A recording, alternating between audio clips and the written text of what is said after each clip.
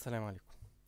النهاردة هنتكلم مع بعض في حاجة مهمة بتقابلنا كلنا، لازم تقريبا أغلب المبرمجين يعرفوها، وهو المالتي تنانت اركيتكتشر. خلينا نقول لو انت شغال على سوفت وير ساس برودكت، فانت في الغالب لازم تبقى عارف يعني ايه مالتي تنانت، تمام، وايه البنية بتاعت المالتي تنانت اركيتكتشر. خلينا نقول لو كنت بتعمل برودكت وليكن شوبينج كارت، فكان بيبقى قدامنا اختيار اللي هو ان احنا بنعمل سوفت وير برودكت كامل، وكل عميل يجي عندي، تمام، اديله السوفت وير واروح اعمل له ديبلوي على السيرفر بتاعه وبالداتابيس بتاعته. لو جالي عميل تاني هياخد نفس البرودكت، تمام، هحطه على سيرفر جديد، اوكي، واعمل له ديبلوي عليه واعمل كونفيجريشن بالداتابيس بتاعته منفصله، وهكذا لو عميل تالت ورابع وخامس. فالعملية دي كانت بتبقى صعبة شوية في عملية المينتينس. الكوست بيبقى عالي شوية على الاند يوزر او على الشخص اللي هيشتري البرودكت بتاعك ده، بيبقى التكلفة عنده اعلى شوية. في شوية مشاكل كتير قابلتنا في النموذج ده. ففي بداية الألفينات ظهر عندنا المالتي تانت اركتكتشر، وهو عبارة عن ايه؟ عبارة عن سوفت وير، تمام. العميل لما بيجي مش بيشتري منك سوفت وير وياخد منك السيرفر ويشيل هم انه ادارة السيرفر، والسوفت وير ده محتاج مينتنس منه، هيرجع يطلب منك سبورت بشكل ما او باخر. لا، هو العميل بيجي بيشتري منك او بياخد منك خدمة بتاعتك اللي هي وليكن هي الشوبينج كارت، وبيشيل من عليه الهسل خالص بتاع إدارة المنتج، إدارة التطوير بتاعه، إدارة الصيانة، الابجريد للسيرفر بتاعه، السكيلابيلتي بتاعت السيرفر عاملة ازاي. ما كانش بيشغل دماغه بالحاجات دي كلها، هو بس بيدفع ليك الاشتراك الشهري بتاعه، الاشتراك الشهري للمنتج بتاعك، وبناء عليه بيستفيد بالخدمات طول ما هو بيدفع الاشتراك الشهري. ده النظام اللي حل مشاكل السنجل تنانت اللي هو المالتي تنانت. تعالوا سريعا ان احنا نقول ازاي نقدر نعمل implementation للمالتي تنانت اركتكتشر. فكان عندنا ثلاث طرق شائعة ان احنا نعمل implementation للمالتي تنانت اركتكتشر. الحل الاولاني ان احنا نعمله على مستوى الجدول الواحد في الداتابيز في التيبل الواحد. فكنا بنيجي نعمل زي فيلد اضافي لكل تيبل عندي، وليكن مثلا التيبل بتاع اليوزرز، بنضيف فيه تنانت اي دي. بالتالي كل ما يجي نضيف يوزر معين نحدد ده تبع التنانت اي دي الفلاني. في مستوى اعلى منه بشوية اللي هو على مستوى السكيما، تمام. فكنا نيجي عندي مجموعة التيبلز بتاعتي، وليكن عندي الكاتيجوريز، اليوزرز، البوستس، البرودكتس، تمام. فكنا بنخلي لكل تنانت زي prefix معين قبل التيبل، وليكن تنانت 1 underscore users، والتنانت 2 underscore users. بقى التيبل الاولاني للتنانت الاولاني، والتنانت التاني للتيبل التاني. في المستوى الاكبر منه شويه اللي هو على مستوى الداتابيس، انه التنانت هيبقى عنده الداتابيس كامله بتاعته فيها اليوزرز من غير بقى بيرفكس ولا اي حاجه، يبقى عندي يوزرز وبرودكتس وكل حاجه، الداتابيس كلها على بعضها من بابها بمعنى صح، خاصه للتنانت الفلاني، والداتابيس تبقى ممكن متسميها الاسم التنانت، او بيتحط اسم ونربطه بالتنانت ده.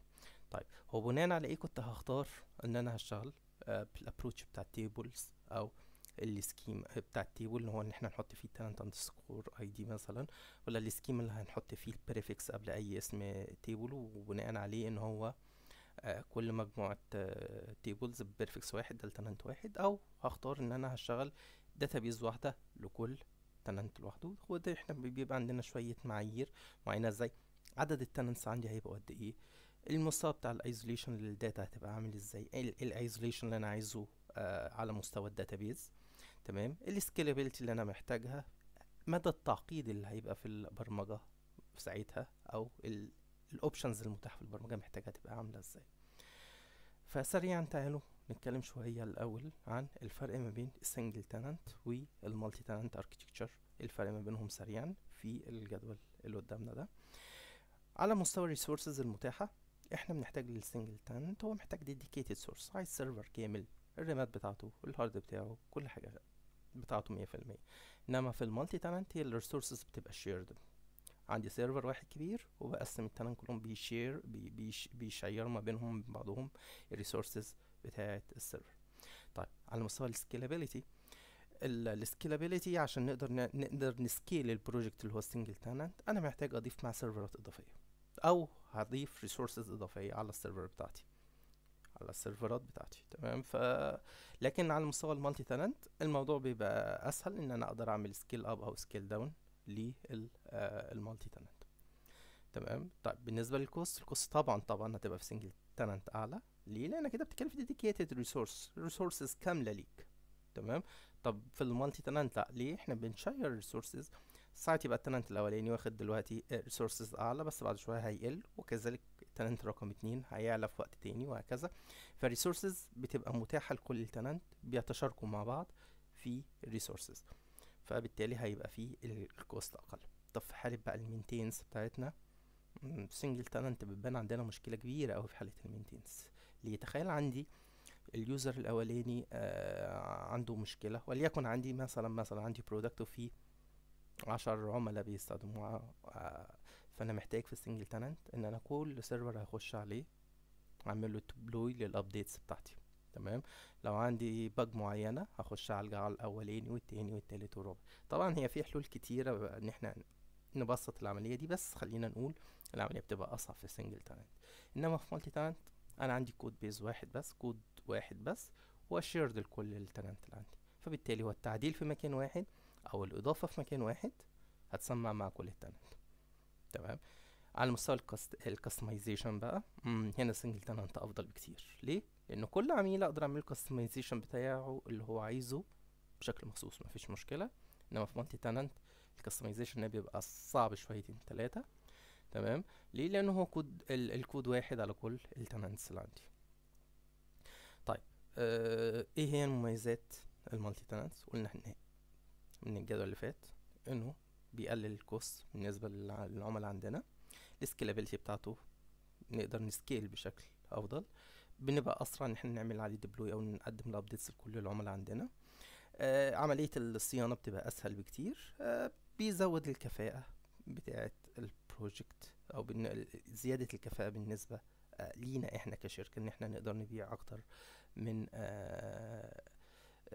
من نقول اشتراك للعميل بدون ما نتحمل تكاليف اضافيه، او باقل تكاليف ممكن وبسهوله جدا، وبنقدر نعمل كرييشن بشكل اوتوميتد للتنانت بتاعي بشكل بسيط وسريع. تمام. طيب ايه هي البوتنشال تشالنجز اللي عندنا، او ايه هي التحديات اللي ممكن تواجهها وانت بتعمل اي برودكت عندك يبقى مالتي تنانت؟ اولا احنا بنتكلم في نقطة السكيورتي. تمام. لو في ايشو معينة في السكيورتي او حاجة معينة ادت لاختراق اي تنانت عندي فهتأدي انه اغلب التنانتس معرضين للخطر. طبعا الكاستمايزيشن بيبقى صعب جدا. بيبقى عندي ليميت فيه ان احنا نقدر نعمل كاستمايزيشن لكل التنانت، لان اي كاستمايزيشن نعمله لازم يبقى كل التنانت هيستفيدوا منه. في حالة انه لو عندي تنانت بيستهلك الريسورس بشكل كبير، ده هيأثر على باقي التنانتس التانيين، فدي تقريبا من اكبر المشاكل اللي لازم تهندلها، او اكبر التحديات اللي هتقابلك.